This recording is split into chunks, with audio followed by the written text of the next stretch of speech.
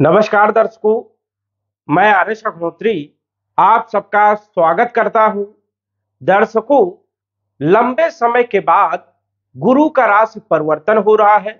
लगभग 12 वर्ष के बाद गुरु वृषभ राशि में धन भाव में गोचर करने वाले हैं। ऐसे में गुरु का प्रभाव मेष राशि वालों के लिए कैसा रहने वाला है?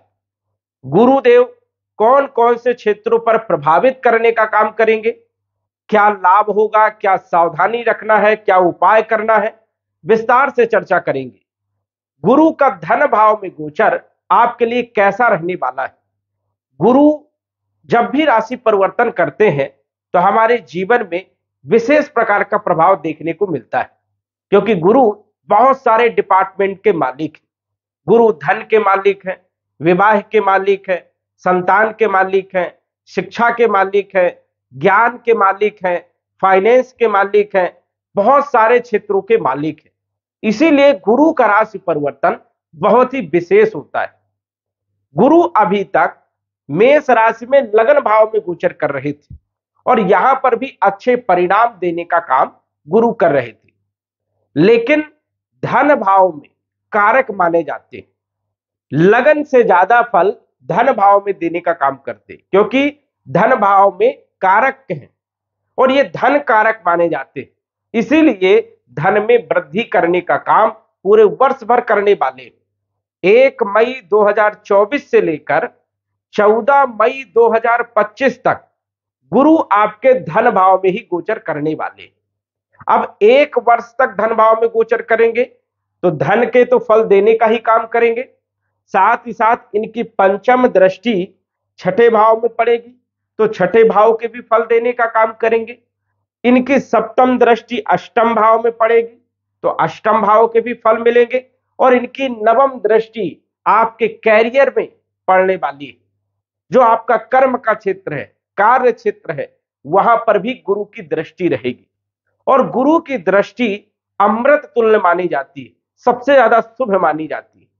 गुरु जहां पर बैठते हैं वहां पर तो उतने अच्छे परिणाम नहीं दे पाते, लेकिन जहां पर ये देखते हैं वहां पर सबसे अच्छे परिणाम देने का काम करते हैं।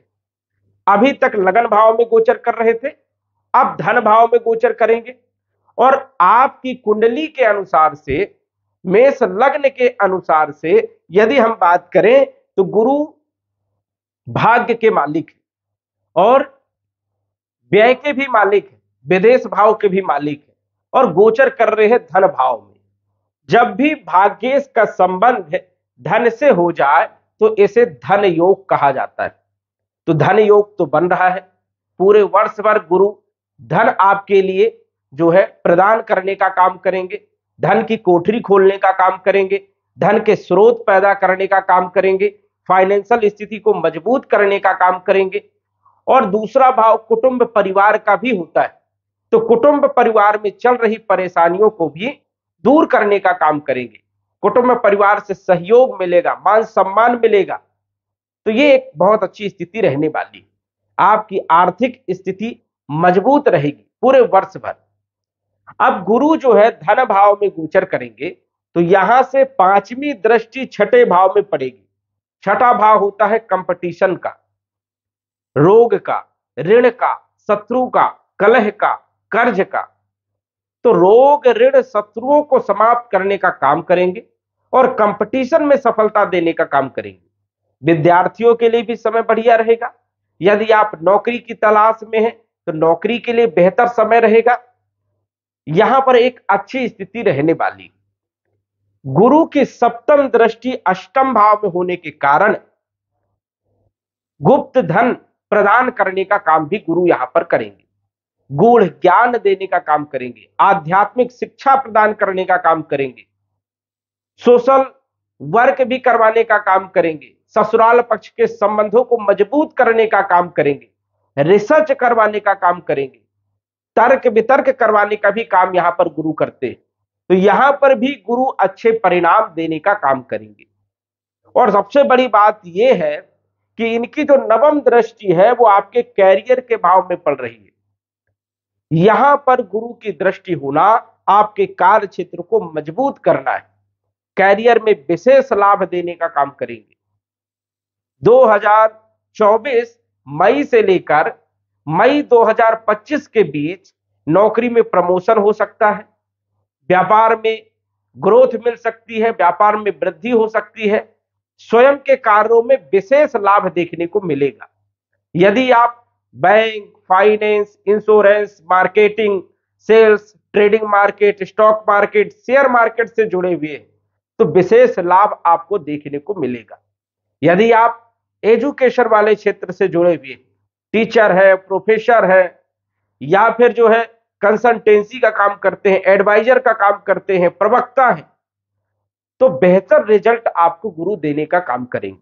गुरु की स्थिति बहुत ही शानदार रहने वाली। लेकिन यदि आपकी कुंडली में चल रही दशा और अंतरदशा आपके फेवर में नहीं है तो परेशानियां भी उत्पन्न होगी। यदि आपकी कुंडली में मारक की महादशा चल रही है, मारक ग्रह की महादशा चल रही है, अंतरदशा चल रही है, या फिर राहु, शनि, केतु की महादशा अंतरदशा चल रही है तो विशेष तौर पर उतने अच्छे परिणाम देखने को नहीं मिलेंगे। उसके लिए आप कुंडली का विश्लेषण करवा करके सटीक जानकारी का पता कर सकते हैं। यदि आपकी कुंडली में गुरु की महादशा चल रही है, गुरु की अंतरदशा चल रही है, या कोई शुभ ग्रह की महादशा अंतरदशा चल रही है तो विशेष प्रकार के शुभ परिणाम भी देखने को मिलने वाले हैं। लेकिन ये 12वें भाव के भी मालिक है तो खर्चे भी होंगे, क्योंकि 12वें भाव के भी फल देंगे।